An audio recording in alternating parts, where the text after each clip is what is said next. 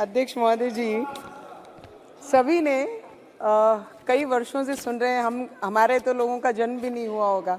इतने वर्षों से राम जी का वनवास इस देश के प्रत्येक नागरिक ने, और हमने तो सोशल मीडिया के माध्यम से अभी पिछले कई वर्षों से हमने राम जी के मंदिर के बारे में, उनके इतिहास के बारे में सब पढ़ना लिखना सबने शुरू किया।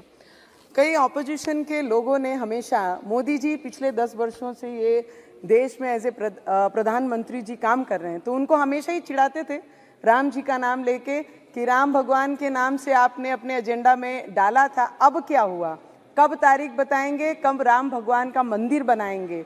तो मुझे लगता है ऐसे बदनसीब लोग बहुत कम होते हैं दुनिया में जिनके पास 50-60 वर्ष रहने के बाद रामलला का मंदिर नहीं बना सके, ना ही राम भगवान को उनकी जगह पे स्थापित कर सके।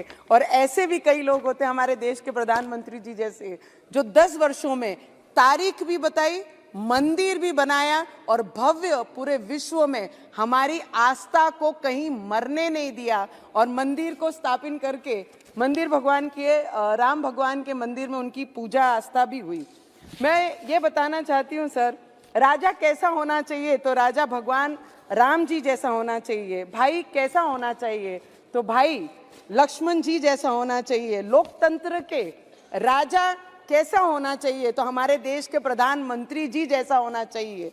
ये देश का बच्चा बच्चा कह रहा है सर, ये हमारी आवाज नहीं, इस देश में रहने वाला हर व्यक्ति जो भगवान में आस्था रखता है, जिनका विश्वास है राम भगवान जी के लिए, जिनकी आंखों में आस थी कि कोई ऐसा आएगा जिनके हाथ से ये होगा, और लोकतंत्र का मजबूत करने वाले भाई कैसे होने चाहिए, तो इस देश के गृह मंत्री अमित शाह जी जैसे होने चाहिए। सर, अभी मैंने एक ओवीसी जी को बोलते सुना कि पुरुषोत्तम मर्यादा राम जी के बारे में कि हम उनका आदर करते हैं, सत्कार करते हैं, सम्मान करते हैं। करना पड़ेगा, इस देश में रहना है तो जय श्री राम बोलना पड़ेगा, क्योंकि इस देश के लोगों ने पिछले कई वर्षों से राम भगवान जी के मंदिर के लिए जो आस्था लगा के बैठी थी, इनके नसीब में नहीं थी। वो जिन्होंने राम जी ने खुद ये क्या निश्चिंत करेंगे राम भगवान के मंदिर का और राम भगवान जी के समय का, ये तो भगवान ने खुद हमारे देश के प्रधानमंत्री को चुना है कि जिनके हाथ से ये होना था और इस देश में हुआ है, पूरे विश्व ने वो देखा है। सर बहुत सुंदर है सर, 4 लाइन कहना चाहूंगी मैं कि तब राम मिले थे लक्ष्मण को सेवा में, अब राम मिले हैं राष्ट्र के सेवा करने से। तब राम मिले थे भारत को शासन करने में, अब राम मिले हैं अपने राष्ट्र धर्म निभाने में। तब राम मिले थे बजरंग बली के सीने में, अब राम मिले हैं राम के नाम जप करने में।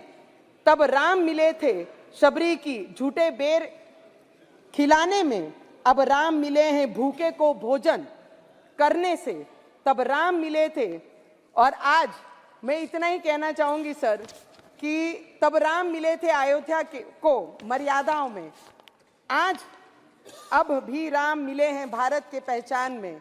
मैं इस देश के जितने भी सर, उस दिन जिस दिन राम मंदिर का स्थापना हो रहा था, हमारे राम लल्ला जब स्थापित हो रहे थे, उनकी पूजा हो रही थी, हर किसी के इस देश में रहने वाले की आंखों में वो आंसू थे कि आज तक हम अपने घरों में रह रहे हैं, हिंदुस्तान में रह रहे हैं, अपने छतों में हैं, पर जिस भगवान के आस्था पे ये पूरा देश चल रहा है, उनको ही हम उनका घर नहीं दे पाए। पर ये पिछले 10 वर्षों में जो चमत्कार इस देश ने किया है, आने वाले समय में वो उससे भी ज्यादा बड़ा चमत्कार हमारे देश के प्रधानमंत्री और जिनका भी योगदान ये मंदिर के लिए है, सभी कार सेवक, सभी संत, सभी महाराज जिन्होंने भी आस्था बांध के रखी थी। ऐसे कई संत हैं जिन्होंने 35 वर्ष उस टीन के झोपड़े में रखकर राम जी की पूजा की है। तो मुझे लगता है उन सभी को दिल से नमन करना चाहूंगी। हम इतने बड़े नहीं कि उन्हें नमन भी कर पाए, क्योंकि जिनके रक्तों से वो एक एक ईंट बनी है, मुझे लगता है उनको नमन करने से उनका भुगतान नहीं होगा। पर इस पार्लियामेंट में हमारे देश के प्रधानमंत्री जी, हमारे देश के गृह मंत्री जी और जितने भी पार्लियामेंटेरियन यहाँ पर बैठे हैं, ये आज का इस टर्म का, इस समय का आखिरी पार्लियामेंट स्पीच हमारा सभी का है। तो सभी हमारे आदरणीय पार्लियामेंटेरियन से, आपसे स्पीकर साहब, हमारे बिरला साहब से, हमारे मंत्री जी से, सबसे मैं आशीर्वाद लेंगे कि इस मैदान में उतरे हैं तो जय श्री राम का नारा लेके फिर वो मैदान उसी तरीके से हमारे देश के प्रधानमंत्री फतेह करेंगे, इतनी ही प्रार्थना मैं राम भगवान से करती हूँ और सभी से आशीर्वाद लेती हूँ। जय श्री राम। श्रीमती संगीता